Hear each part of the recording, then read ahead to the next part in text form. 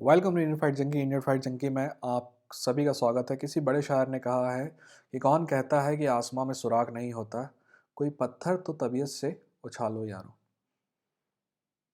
ऐसा ही एक पत्थर उछालने की कोशिश करने वाला है ये आदमी, जिसका नाम है वोल्कनास्की, अलेक्जेंडर द ग्रेट वोल्कनास्की। हो सकता है कि वो अलेक्जेंडर द ग्रेटेस्ट वोल्कनास्की हो जाए। मैंने कहीं सुना है, ऐसा कोई कह रहा था।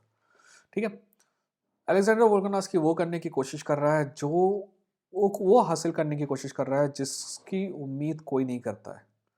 मेरे ख्याल से आई डोंट नो कि अलेक्जेंडर भी खुद उम्मीद करता है कि नहीं ऐसी। मैं नहीं करता हूँ। मैं इस फाइट को बहुत हद तक एक तरफा मानता हूँ। मैंने जब पहली बार सुना तो मेरे को लगा कि ये 80-20 फाइट है। फिर धीरे धीरे धीरे धीरे आज भी मैं मानता हूँ ये 60-40 फाइट है। तो हम इसको थोड़ा अलग तरीके से एनालाइज करने की कोशिश करेंगे। मैं गेम प्लान बनाने की बात करता हूँ, बट मैं इस फाइट में क्या गेम प्लान बता दूँ? मेरा दिमाग नहीं लग रहा है कि कैसे अलेक्जेंडर वोल्कनास्की जीतेगा ये फाइट। मैं नहीं समझ पा रहा हूँ कि वो कैसे जीत सकता है। मेरे को इस्लाम की इकलौती वनरेबिलिटी दिखती है, उसके बारे में हम बात करेंगे। बट इसके अलावा मुझे समझ में नहीं आता है कि कैसे जीतेगा। और अगर वो जीतता है तो वो ना सिर्फ मेरे जैसे लोगों को गलत साबित करेगा, बाकी मैं गलत साबित होने में कोई दिक्कत नहीं है। बट मैं गेम प्लान बनाने में हमेशा रखता हूँ कि एक कोई ना कोई तरीका होता है हर फाइट दूसरे फाइटर से कैसे फाइट जीत सकता है। बट यहाँ पे मैं बहुत ज़्यादा मतलब क्या कहते हैं उसको, I hit a dead end. I am not able to get any idea how the hell Josh Emmett can survive this fight.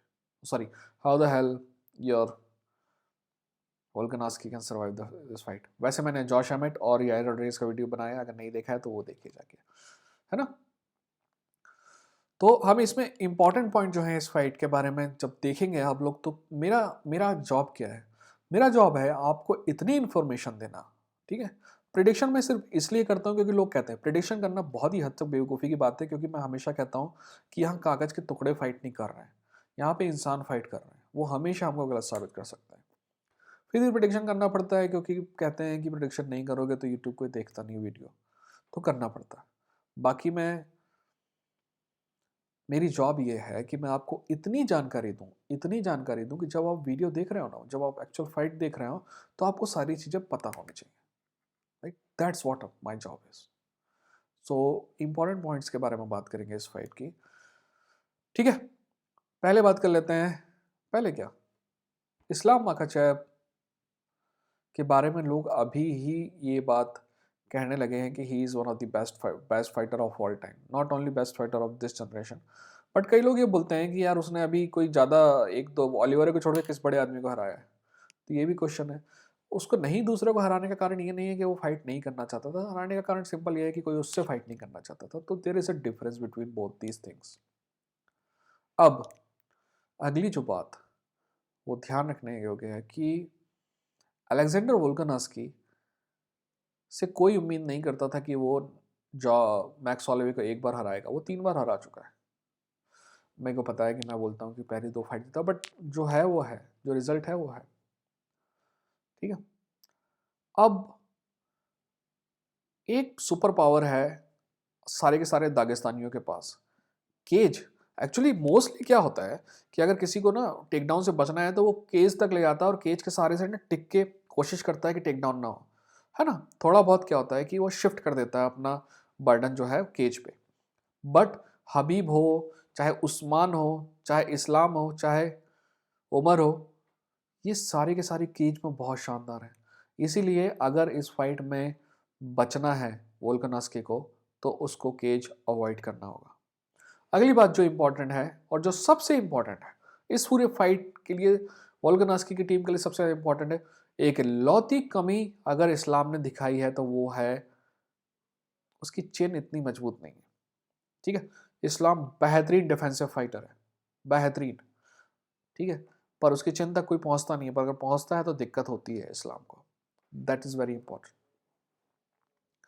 तो अगर वोल्कनास्की के जीतने का रास्ता कहीं से जाता है तो वो सिर्फ नॉकआउट की तरफ से जाता है, और कोई तरीका नहीं है।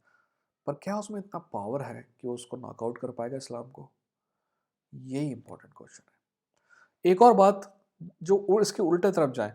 वोल्कानस्की अपने किक को बहुत इंटरेस्टिंग तरीके से इस्तेमाल करता है मेरे ख्याल से।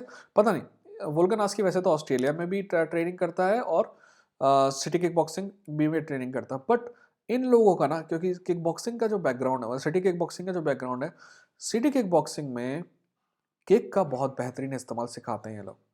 किक ना सिर्फ आपके नॉर्मल किकिंग के लिए काम आती है, बाकी किक के सहारे आप बहुत सी चीज सेटअप करता है। बट यहाँ पे वोल्कानस्की को अपनी ये आदत छोड़नी पड़ेगी, क्योंकि पहली बात जो है, साउथ पॉ है आपका, सॉरी, इस्लाम, बट उसका जो दूसरा हाथ है ना वो हल्का सा नीचा रहता है। पता है क्यों? क्योंकि जब कभी कोई किक मारता है ना तो इस्लाम उस पैर को पकड़ता है और टेक डाउन करता है, और जब टेक डाउन करता है ना तो वहाँ दिक्कत आती है, बहुत ज़्यादा दिक्कत आती है। तो किक नहीं करना ही ज़्यादा अच्छा रहेगा, एक्स्ट्रा रिस्क लेने की कोई ज़रूरत नहीं है।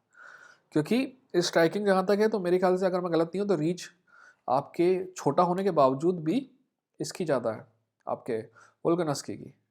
ठीक है, अभी कई लोग कहते हैं कि वोल्कानस्की की ना ग्रैपलिंग बहुत अच्छी है, बहुत ज़्यादा अच्छी है। मैं इस बात से एग्री नहीं करता हूँ दोस्त। देखो, उसकी ग्रैपलिंग में दो ग्रैपलिंग में सबके सब बोलते हैं ऑर्टेगा वाली फाइट, बट ऑर्टेगा और इस्लाम में एक फ़र्क है। ऑर्टेगा जुजित्सु आर्टिस्ट है और इस्लाम जो है रेसलर है।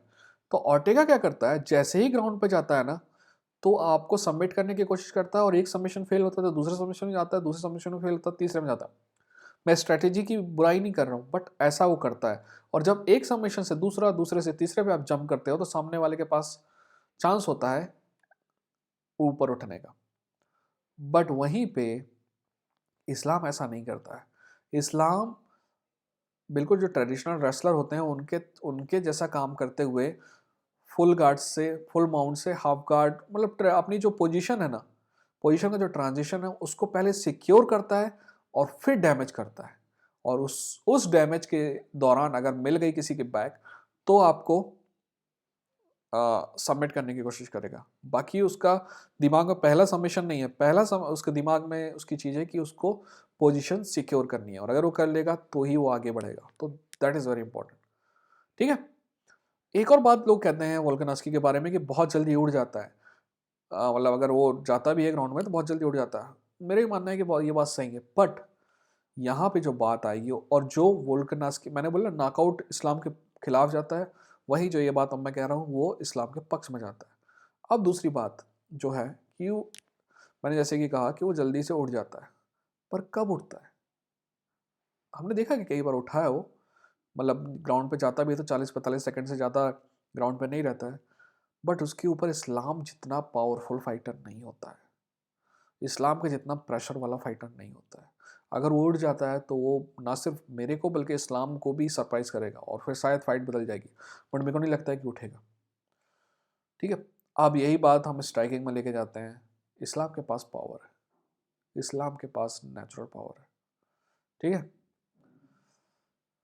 तो ये फाइट एंजॉय करिए। इस्लाम जीतता है तो हम सभी ने उम्मीद की थी कि जीतेगा, अगर वो हारता है तो हम कुछ ऐसा देखेंगे जिसकी किसी ने उम्मीद नहीं की थी।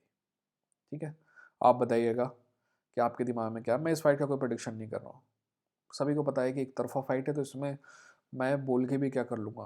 पर अगर वोल्कानस्की एक बार फिर मेरे को गलत साबित करेगा तो कोई दिक्कत नहीं है, it's okay, it's life, you win some, you lose some. Make sure that you are not dead when you lose some, so that you can make a comeback.